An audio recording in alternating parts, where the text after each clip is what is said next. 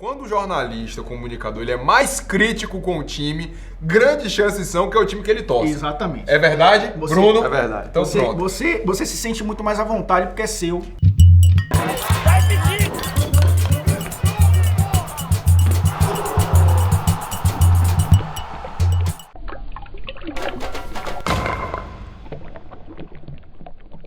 Agora me diga uma coisa, vocês devem ter um desafio muito complexo, que é lidar com a paixão do torcedor, né?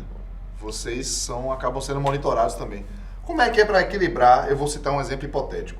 Bahia ou Vitória jogaram muito bem, mas perderam em casa. O torcedor tá com gosto de sangue na boca. E aí vocês têm que dizer, olha, o time jogou bem. E aí o torcedor tá esperando, talvez aquilo que você tava falando, né, Elton? O desabafo, a a representação. pancada. Como é que é esse equilíbrio? Vocês, para lidar, porque às vezes você precisa reter o torcedor ali, tem que fazer com que o cara ali entenda, e ele fique lhe escutando, mas você tem que dizer o que você acredita, que você viu, e não necessariamente é o que ele quer ouvir. Como é que é para ter esse equilíbrio aí? E essa relação com o torcedor, já que o Bruno puxou o gancho das redes sociais, vocês têm como ter contato com esse torcedor. E às vezes é seu time que ganhou ou perdeu, né? É isso, né? Porque não são robôs que sentam ali para escrever ou que sentam na frente de uma Vai câmera chegar lá, pra fazer. ótimo, exatamente. Ninguém nasceu em Marte, né? Pois velho? é. Boa. E ninguém gosta de futebol jogando good, né? Enfim. Mas eu acho que é o grande desafio. Porque eu sempre brinco nas redações que eu fico imaginando o cara que dá a previsão do tempo. Ah, vai chover amanhã, faz um sol da zorra. Não tem uma mesa redonda pra debater e o cara errou. Rapaz, você viu o que ele disse ontem? Previsão do tempo, Você errou, era sol e choveu, enfim. Você não vê isso. Mas no tá futebol, tranquila. no futebol é diferente. No futebol você senta pra analisar. É porque ninguém é apaixonado pela previsão do tempo. Exatamente. Né? Por isso que o equilíbrio é muito maior. Porque você lida da análise do presidente, às vezes até o roupeiro analisado, né? Então, Pela é difícil. quantidade de informação que o ouvinte quer hoje, você analisar tudo, se você faltar uma besteirinha, vai ter um que vai dizer assim, você não analisou isso aí não, você não falou disso aí não, e aí? É muito mais difícil você manter o equilíbrio quando o time perde. Quando o seu time perde, é maior ainda. Mas quando o time rival perde, você até tem um pouco mais de equilíbrio para analisar.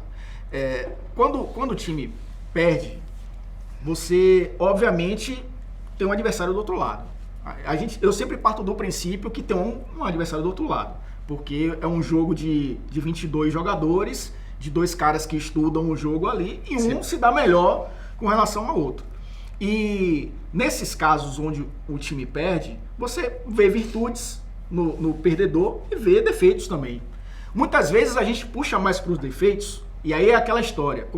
Quando é seu time, você puxa mais para os defeitos do que para as virtudes. Ou seja, eu já falei isso aqui uma vez, vou falar de novo. Quando o jornalista, o comunicador, ele é mais crítico com o time, grandes chances são que é o time que ele torce. Exatamente. É verdade, Bruno? É verdade. Então pronto. Você se sente muito mais à vontade porque é seu. Talvez eu acho que é o mais interessante.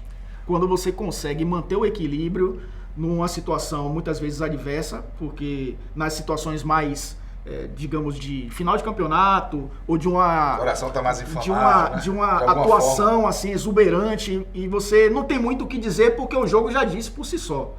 Mas quando você tem que explicar muitas vezes que na derrota você tem virtudes, aí você... Já vai preparada para tomar o couro, né? A gente vê dentro da própria imprensa, eu falo de uma forma geral, a cobrança, ou pelo menos a sugestão da cobrança em cima do treinador, quando os resultados não acontecem. E a gente Isso é vê uma cultura rotatividade não absurda. nossa, do Não é da Brasil. Bahia, é do Brasil, Do exatamente. Brasil. Será que não passa um pouco por isso, assim? Será que isso não seria uma contribuição à melhoria do futebol? Porque rotatividade de treinador acho que não é bom para ninguém. Por isso que eu falei que às vezes somos culpados também pelo que acontece. No caso do treinador, a decisão é do dirigente, né? A gente também, muitos dizem, né? Não sabemos 1% do que acontece dentro de um vestiário, dentro de um gabinete de presidente. Sabemos o 1% de fora, né? Menos de 1%. Mas eu acho que... Eu tive até uma conversa com o Guto Ferreira sobre isso, o técnico do Bahia, que se a imprensa consegue enxergar o que ele faz em campo de uma maneira correta, isso referendo o trabalho dele. Eu acho que tem uma coisa que me incomoda, assim, no nosso jornalismo esportivo baiano e brasileiro, de um certo modo, né? Que é a falta de programas de debates, assim. Eu acho que a gente tem muito poucos programas de debates. principalmente no pós-jogo, né? Sei que tem no Sport TV, por exemplo, pós-jogo tem...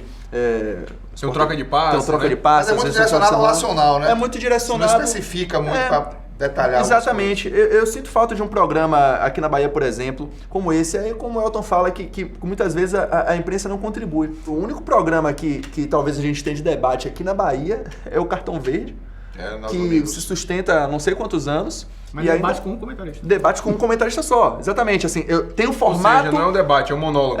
Tem um formato, mas se discute muito pouco. Geralmente tem um ou dois convidados e tal, dá pra você fazer.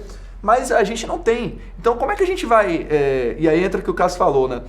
Muitas vezes a gente acaba não... municiando o leitor, o ouvinte, telespectador com o que deve ser municiado, porque a gente não discute isso, a gente não discute tática. O Guto Ferreira às vezes perde um jogo, o Wagner Mancini, o Argel perdem uma partida e não se discute a estratégia que eles usaram, o que é que deu errado, o que é que deu certo, para o cara entender e pensar, pô, realmente o Guto errou nisso, o Guto errou naquilo. E até acho que isso blindaria um pouco os treinadores e acarretaria, dentro dessa bola de neve, a uma manutenção maior dos treinadores nos seus clubes. Tal. Acho que até os dirigentes pensariam, repensariam, porque como eu falou, tem um dirigente que não desce para o campo, não vê o treino, não sabe o que foi feito, não sabe porque o treinador escalou fulano em tal posição, porque não viu o treino da semana, não viu o que ele testou. Eu bloqueio porque já ofenderam a minha pessoa. Não me conhecem. Não sabe exatamente, concordo. Assim, e ofensas pesadas até. Eu pensei até em levar processo, mas enfim, deixei pra lá. Deixa eu, não, Deixei pra lá. qual foi Pesado. o teu da Foi ofensa? racial.